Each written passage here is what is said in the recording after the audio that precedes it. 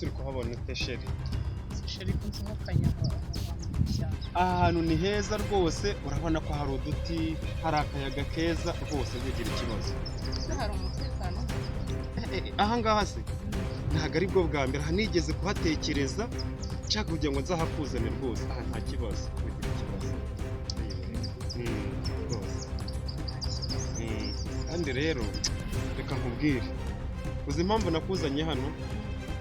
Nagira ngo ntekereze icya kintu nakubwiye, uracyakizirikana se?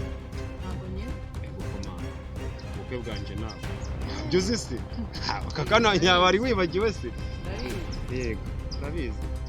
Ubwo ntabwo wagira icyo ubwira.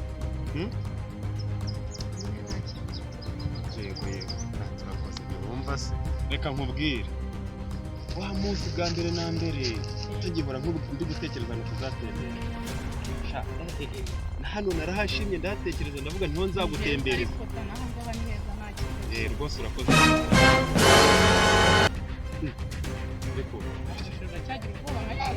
Ubwoba? None se wikandike. Sinakubwiye ko hano hari umutekano? Ntugire ikibazo rwose, umva hano hari umutekano usesuye. Nabanje kuza kuhagenzura cyane. Urabizi neza ko ntakubesha, kandi ndagukunda cyane. Urakoze cyane rwose. Yewe!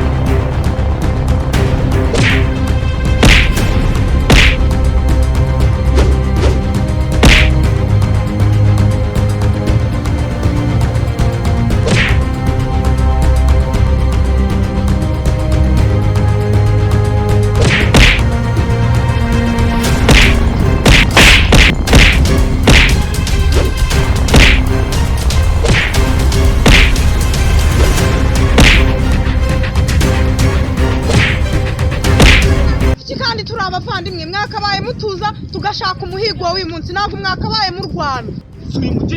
Turi mujinga. Umujinga nabwiye ngo kinjewe. Umujinga narakubwiye ngo amabere ntabwo uzajya akora. Nabibabwiye. Uriya muhore mani wanisoneye. Kamubwiye. Ntabwo twakubwira mujinga. Umva gukira ma. Oya nawe urabizi. Nababwiye ngo nababwiye ndakubwiye ngo umva. Nimba waravuze ngo oya tuzabonana nawe ubyumva. Oya ni murakira. Oya njye ntabwo byumva. Oya ni murakira mujye menya ko turi abavandimwe. Aku muhore yazanye ubuzima. Amujinga mbabwira n'abandi ntabwo mbyumva.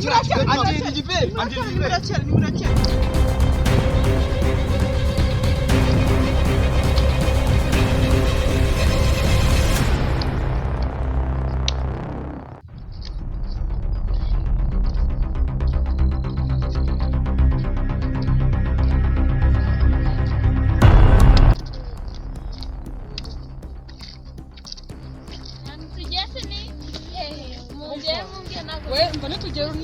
Tugiye gutemberera wowe.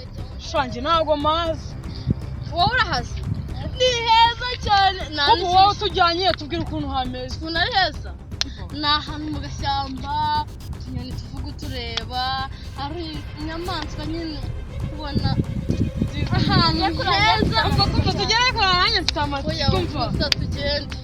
Ishyamba kari hari imbere. Nikarase kari imbere. Nikari yese cyane nabanye nashiri wagiye mu bandi. Shabye hari bishyushye. Umva. Ntabwo amapica twahariye none. Mwari mwaryoshye. Ntabwo bizi. Wowe tugenda urabibona ugeze.